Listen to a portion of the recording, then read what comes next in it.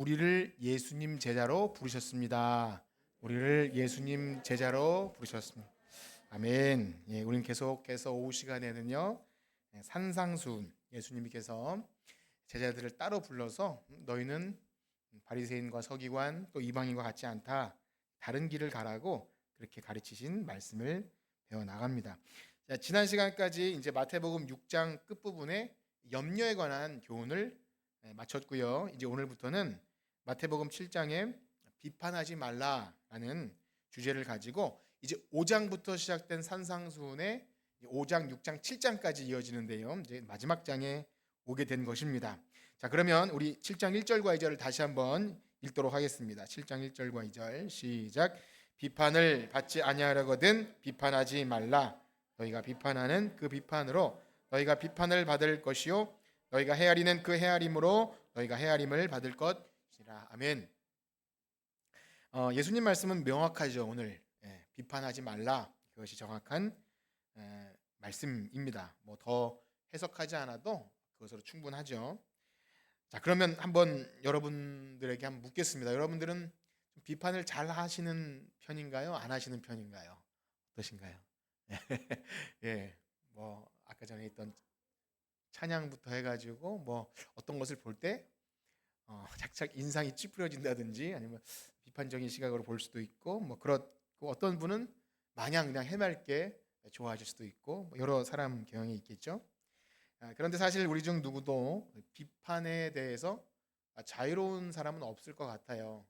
최소한 우리가 누군가를 없을 때 전문적 용어로 뒷담화라 그러죠. 뒷담화. 그것만 해도 비판이죠. 저 사람은 저렇대. 그런 거 다 비판이죠. 물론 이 세상을 살아가면서 어떤 사안에 대해서 또 특별히 사회 문제에 대해서 비판적인 시각을 가지고 바라보는 것 자체가 문제는 아닙니다. 그런 것이 있어야 건강하고 병들지 않고 뭔가 잘못된 것이 잘 이렇게 건드려져야 더 나은 사회로 나갔기 때문이죠. 그래서 예수님 말씀도 이제 이때 살펴보겠지만 비판 자체를 하지 말라 이런 의미는 아닌 것이죠. 교회도 마찬가지라고 생각이 됩니다. 교회가 마치 성역인 것처럼 우리는 비판을 받지 않는다라는 자세로 나가면 굉장히 독선적이 되고요. 자정 능력을 상실하게 되기도 합니다. 그러니까 당연히 뭐 우리 목사님 혹은 우리 교회 뭐 이렇게 해서 보호해 줄 수도 있지만 스스로 내적으로 점검해야 될 것들에 대해서도 이건 비판하면 안 돼. 하나님만 심판하실 거야. 이런 식으로 하면 교회가 오히려 세상에게 비판이 받을 수밖에 없는 그러한 처지가 있기 때문에 역시 우리 스스로도 그런 시각으로 보는 것이 필요하죠.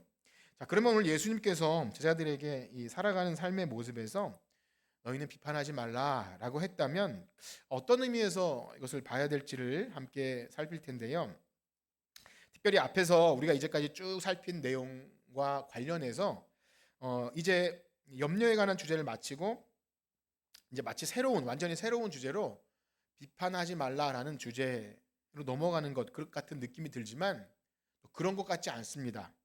어떤 의미에서냐면 앞의 내용과 관련해서 이렇게 예수님께서 쭉 이어지는 내용 가운데 반복되었던 산상수훈에 반복된 말씀이 있는데요.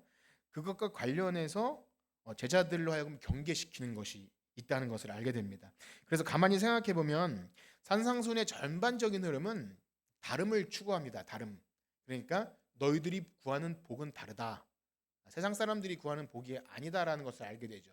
일단 우리가 오전 시간에 살핀 시편 1편의 복도 우리가 세상 사람들이 덕담하듯이 복 많이 받으세요. 새해 복 많이 받으세요. 한 복과 죄인의 길에 서지 아니하고 오만한 자의 자리에 앉지 아니하고 여호와의 율법을 즐거워하여 그 율법을 주어로 묵상하는 자가 복 있는 자라 그러잖아요. 그러니까 우리들이 구하는 복이 다르고 팔복에서도 심령이 가난하고 또 애통하고 또 의에 줄이고 목마르고 이런 세상에서는 좀 생각할 수 없는 그런 복을 구하죠. 거기다가 의를 구하는데요. 제자들에게 예수님은 너희 의가 서기관과 바리새인과 같지 아니하면 결단코 천국에 갈 수 없다. 그래서 우리가 구하는 의도 다릅니다. 그렇죠?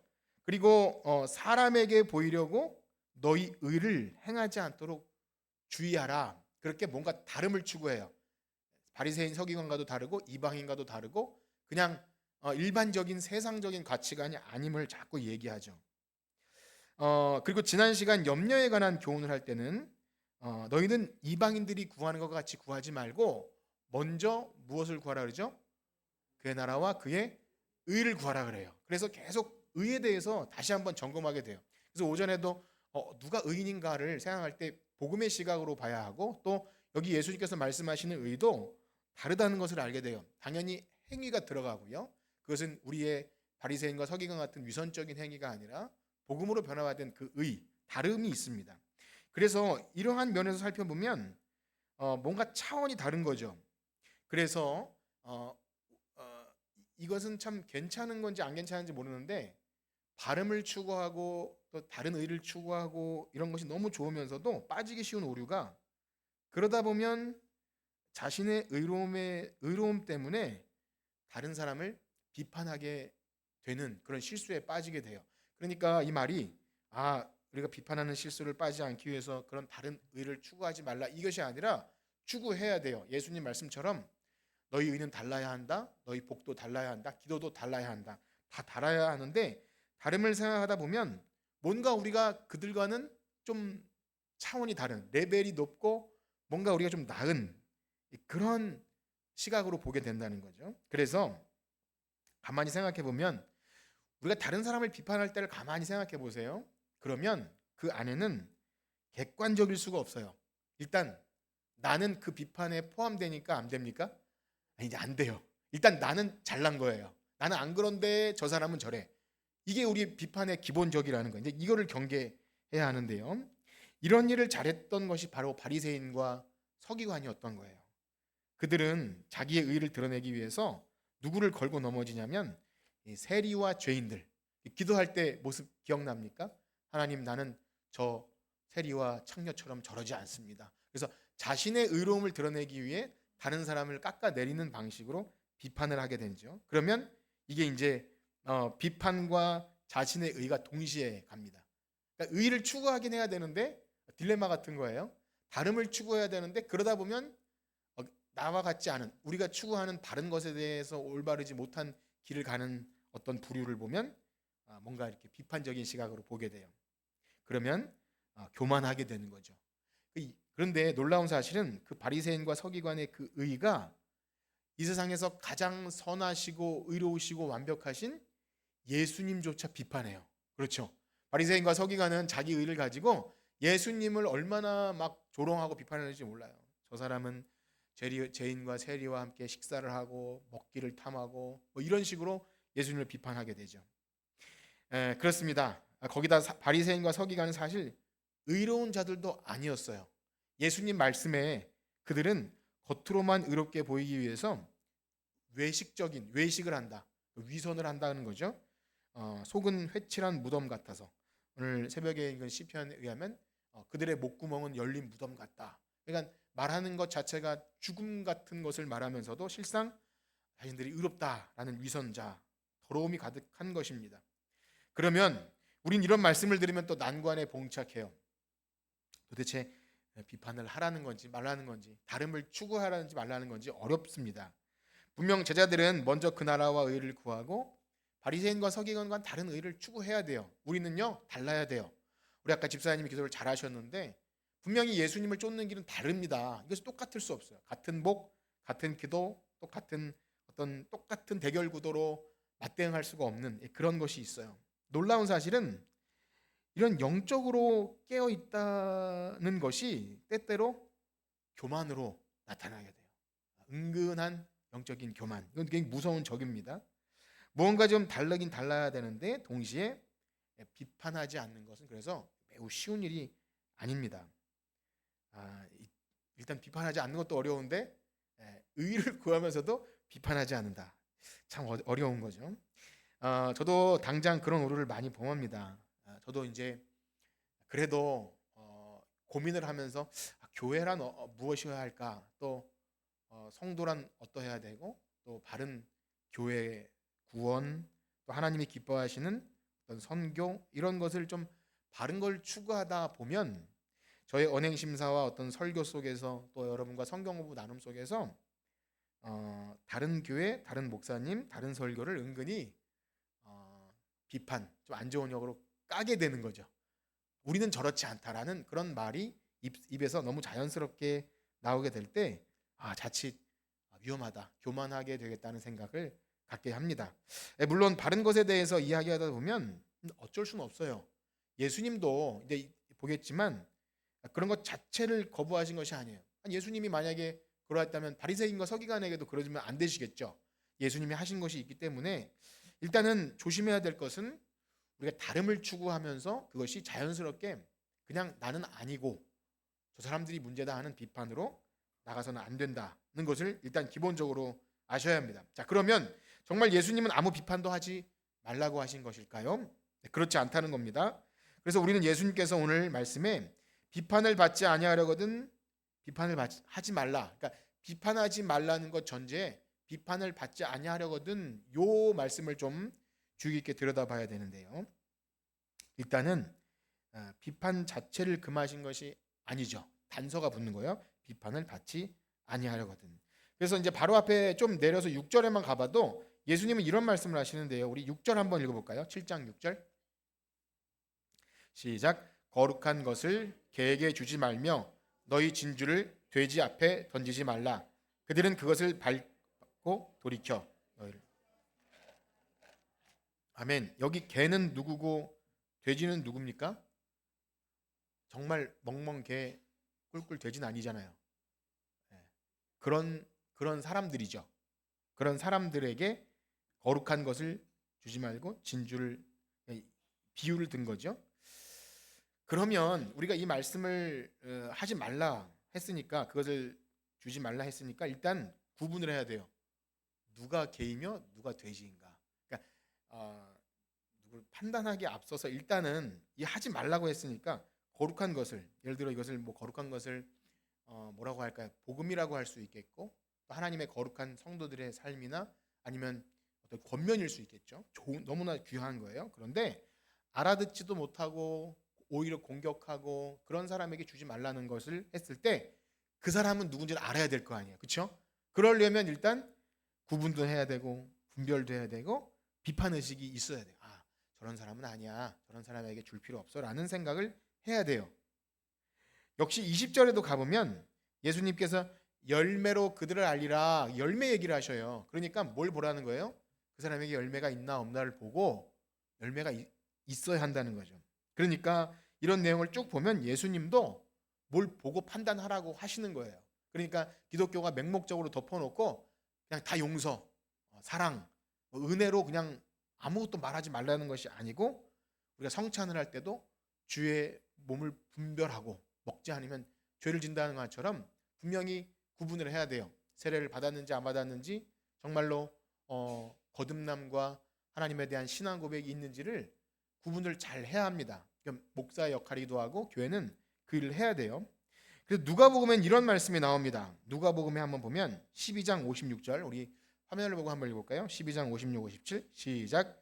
외식하는 자여 너희가 천지의 기상은 분별할 줄 알. 분간하지 옳은 것을 스스로 판단하지 아니하느냐. 판단을 하라는 거예요, 말라는 거예요? 하라는 거잖아요. 그렇죠? 이대를 분간하지 못하느냐. 또 요한복음 7장 24절에 보면 또 판단 얘기가 나옵니다. 7장 24절 시작. 외모로 판단하지 말고 공의롭게 판단하라. 뭐 판단이라는 단어 썼지만 원어는 같아요. 비판이나 판단이나. 그러니까 예수님은 잘 분별하고 판단하라고 하시는 거예요. 자, 그래서 정리해 보면 이 비판하지 말라는 것이 무조건 아무 비판 의식, 그러니까 판단이나 구별이나 어떤 것도 하지 말라는 것이 아니라 정말로 필요하다면 주의해서 해야 되는 건데 이런 겁니다. 만약 우리에게 이 비판으로 말하는 옳은 것과 그른 것의 판단 능력이 없다면 우리는 옳은 길을 갈 수 없기 때문에 판단을 해야 되는데 중요한 것은 아까 전에 읽은 것처럼 단서가 붙어요. 비판을 받지 아니하려거든. 그렇죠? 요걸 근데 생각해 보면 그냥 이렇게만 들릴 수 있어요. 내가 비판받지 않으려고 나는 비판하지 않을 거야. 그것처럼 뭐 해석될 수도 있겠죠. 그런데 조금 달리 생각해 보면 이런 겁니다. 우리가 누군가를 비판한다면 우리도 동일한 기준으로 비판받을 각오로 하라는 거죠. 이것이 사실은 의도입니다. 그러니까 비판을 아예 하지 않을 수는 없는데 하려거든 나도 동일한 기준으로 판단을 받을 생각을 하고 그리고 그렇게 된다라는 걸 전제로 말씀하시는 거예요. 그래서 로마서 말씀 한번 볼까요? 로마서 보면 2장 1절과 2절 한번 봅시다. 로마서 2장 1절과 2절. 로마서 2장 1절과 2절. 네, 시작. 그러므로 남을 판단하는 사람아 누구를 막론하고 내가 핑계하지 못할 것은 남을 판단하는 것으로 내가 너를 정죄함이니 판단하는 네가 같은 일을 행함이니라. 이런 일을 행하는 자에게 하나님의 심판이 진리대로 되는 줄 우리가 아노라. 아멘.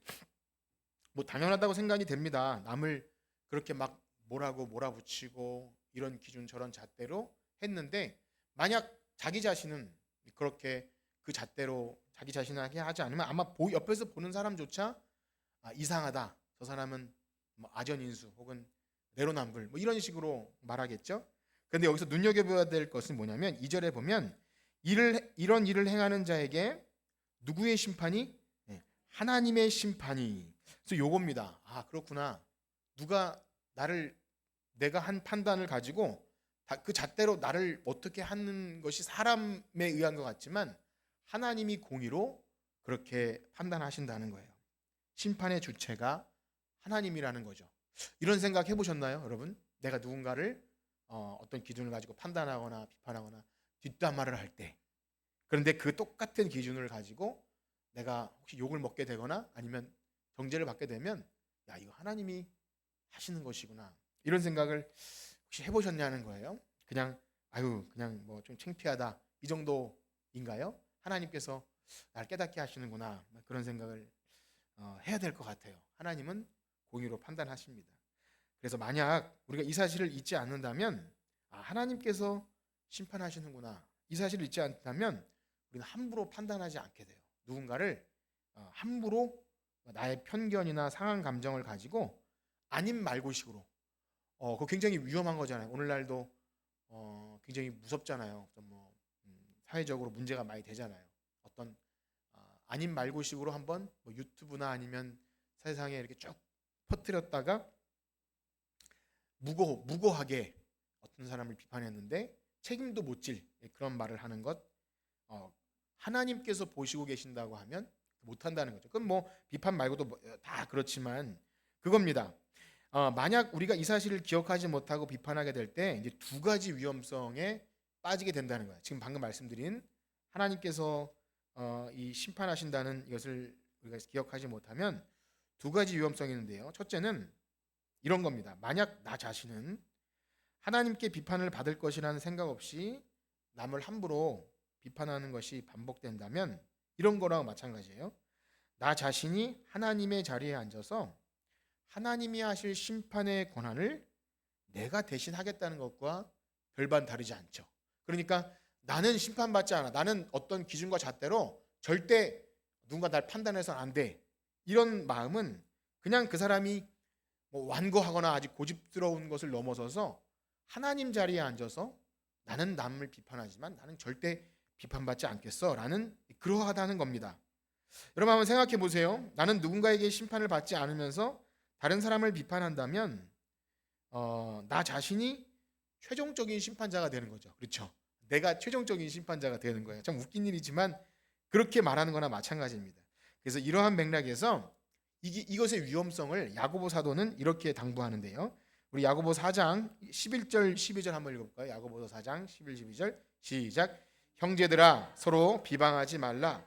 형제를 비방하는 자나 형제를 판단하는 자는 곧 율법을 비방하고 율법을 판단하는 것이라. 네가 만일 율법을 판단하면 율법의 준행자가 아니요 재판관이로다. 입법자와 재판관은 오직 한 분뿐이시니 능히 구원하시기도 하시며 멸하기도 하시느니라. 너는 누구이기에 이웃을 판단하느냐. 아멘. 그런 겁니다.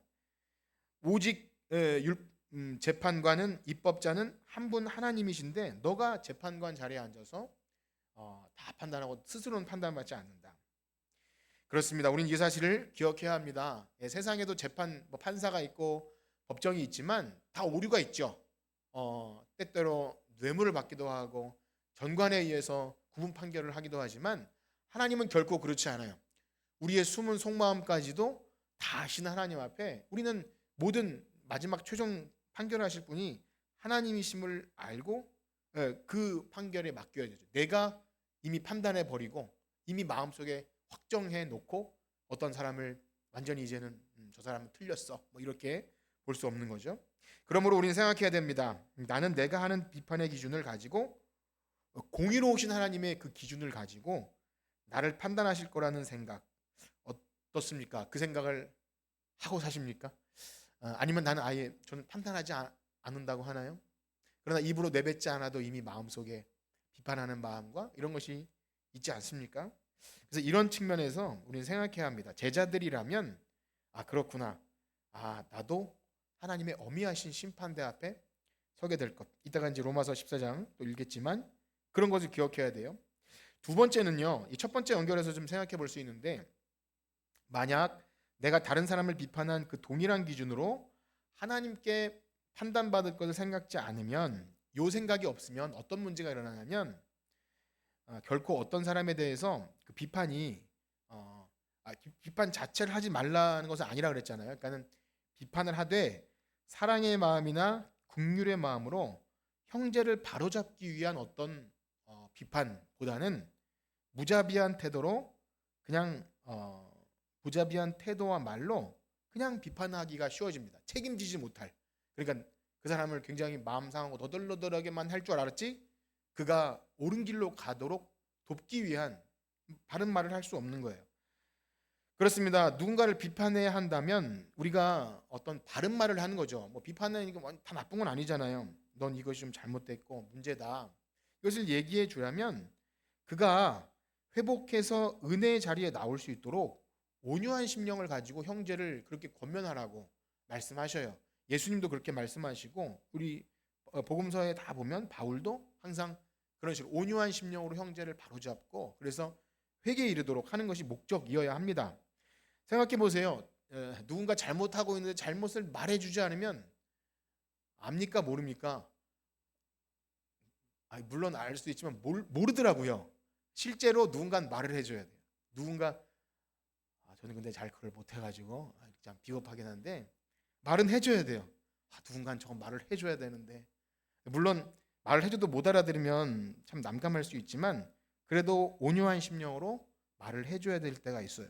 그런데요, 그럼에도 불구하고 형제를 비판하는 자가 나도 하나님의 심판대 앞에 선다는 그 마음이 없으면 사랑과 온유로 할 수 없다는 거죠.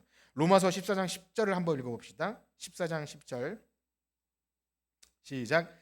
내가 어찌하여 내 형제를 비판하느냐? 어찌하여 내 형제를 업신 여기느냐? 우리가 다 하나님의 심판대 앞에 서리라. 아멘. 이 무서운 말씀을 늘 생각해야 합니다. 사랑하는 성도 여러분, 이 비판하지 말라는 주제는 결코 쉽지 않습니다. 다 쉽지 않았는데 이것도 쉽지 않더라고요.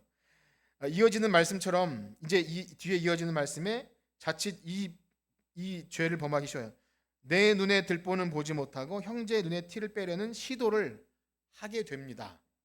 내가 하나님의 심판대 앞에 선다는 생각을 안 하면 그렇게 돼요. 마치 예를 들면 좀 우스운 예지만 기도 시간에 눈을 뜨고 기도하는 사람을 얘기할 때 이게 무슨 상황인 거죠? 나도 눈을 뜨고 있었다는 거예요. 말은 해주고 싶은데 그래서 저는 얘기를 하죠. 학생들에게 기도할 때 눈 감고 해야 된다. 목사님은 그때 눈 뜨고 있었다는 거예요. 그래서 비판하기 매우 쉽지 않아요. 가르치기 쉽지 않아요. 그래서 사실상 설교자는요 더 어렵습니다. 설교는 교훈이고 때로는 책망이 되기도 하고 발음을 얘기해야 되고 다름을 얘기해야 되고 우리는 이러면 안 됩니다. 이런 얘기를 막 해야 되잖아요.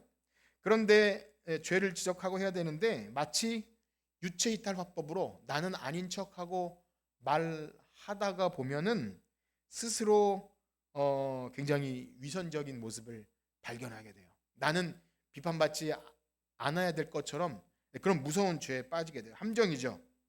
그렇다고 해서 반대로 내가 위선적이 되지 않기 위해서 저도 못합니다. 저도 잘 말씀대로 못 살고 그렇게 못 사니까 우리 다 그냥 서로 비판하지 맙시다. 이럴 수는 없는 거잖아요. 그렇죠? 교회 목사님이 나도 그렇게 온전치 않으니까 여러분 뭐 그냥 그런 대로 삽시다라고 할 수 없기 때문에 제가 고통스러운 거예요. 사실 저도 집에서 아이들을 훈계하다가 어떤 아이가 그래요. 목사님은 목사님이 왜 그러시는 거예요? 이런 거예요. 아니 목사님이면서 왜 저한테 이러시는 거예요? 그래서 할 말을 좀 잃었어요. 아 그래. 네. 그렇게 말 잘하는 아이가 있어요. 아니 목사님은 목사님이면서 왜 그러시는 거예요? 예, 그래서 감사하다는 생각을 했습니다. 예, 그렇습니다. 저 자신도 오늘 말씀에서 이 올바른 비판을 위해서는 나 자신을 먼저 철저하게 치밀하게 돌아봐야 되겠다. 만약에 그것이 안 된 상태에서 어설픈 말로 누군가에게 교훈을 하면 굉장히 둘 다 어려워지겠다. 듣지도 않을 것이고 나도 부끄러워지고 그러면 형제를 살리는 것이 아니라 오히려 망하는 길로 가기 때문에 그래야 되고 또 마찬가지로 나도 그런 얘기를 들을 때 겸허하게 받아들일 수 있어야겠다. 조금 더 얼굴 굳어지지 않고 어디서 감히 괘씸하게 이렇게 하지 않고 충분히 나도 그럴 수 있다는 마음으로 그렇게 하지 않으면 서로 안 되겠다는 마음을 제가 갖게 됩니다. 그래서 오늘 이렇게 말씀을 드리는 것은 저 자신을 포함한 것이죠. 항상 그래야 합니다. 사랑하는 성도 여러분, 우리는 그리스도의 피로 말미암아 주님의 몸된 교회로 지체로 하나님의 가족으로 부름받은 줄 믿습니다. 그래서 이 사실을 잊지 않고 혹 누군가 비판할 것이 보인다면 그러니까 누군가의 눈에 티가 보인다면 그냥 안물안굼하지 마시고 약자인데요. 아유 뭐 그러든지 말든지 난 궁금하고 묻고 싶지도 않아 이렇게 하지 마시고 관심이 가셨다면 일단 좋은 거예요. 그리스도의 몸된 지체로서 교회와 어떤 부족한 부분 어떤 사람의 결점 보이면 일단 나 자신을 돌아보고 사랑과 온유의 심정으로 잘 되기를 바라는 마음으로 형제를 이렇게 잘 권면하시길 축복합니다. 그래야 삽니다. 그러니까 형제를 죽이기 위한 것이 아니라 시험에 들고 낙심하게 해서 나 잘남을 드러내는 것이 아니라 나도 충분히 그러한 사람이지만 내가 말해주지 않으면 안 될 것 같은. 그래서 여러분 목장 리더는 어려운 거고요. 또 목사는 더 어려운 거고 말을 해줘야 됩니다. 교회는 늘 말씀으로 잘 가르쳐줘야 합니다. 만약에 이것이 없잖아요. 굉장히 우리 하나님 말씀처럼 백성이 방자하게 행한다고 그렇게 말씀하셔요. 두려운 겁니다. 자기 소견에 오른 대로 막 행동하면서도 그리스도의 몸된 교회에 내가 지체임을 망각하고 그렇게 할 수 있는 거예요. 굉장히 하나님 앞에 두렵다. 이 생각을 가지고 우리 사랑하는 마음으로 이렇게 할까요? 잘 비판하시길 축복합니다. 예, 오늘 비판하지 말라는 제목이지만 해야 한다면 나 먼저 그리고 사랑과 온유한 마음으로 할 때 우리 그리스도의 몸된 교회가 하나님 기뻐하시는 교회로 세워질 줄 믿습니다. 우리 찬양하고 기도하실 텐데요. 539장 함께 찬송 부르시고 들으신 말씀 가지고 기도합시다. 우리가 들으시면서 조금이라도 내 마음에 좀 회개가 나오거나 걸림이 있거나 하신다면 하나님 제가 함부로 말을 한 것이 있습니다. 또 나의 잘남을 드러내기 위한 것이 있습니다. 그런 것을 회개하고 예수님의 제자로서 그렇게 살아가기를 소원합니다. 539장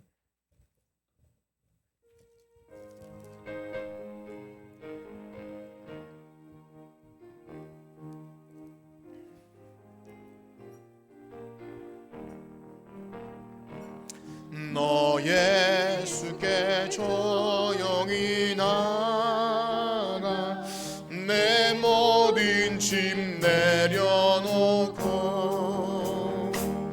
주 십자가 사랑을 믿어 죄사함을 너 받으라.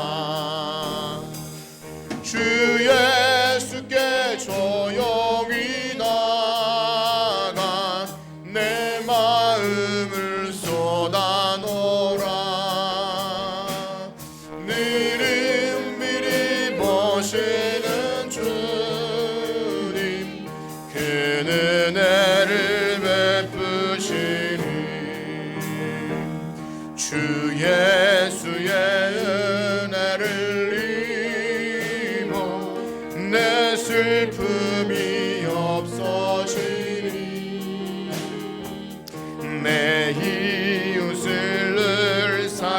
하여 너 받은 것 거저주라.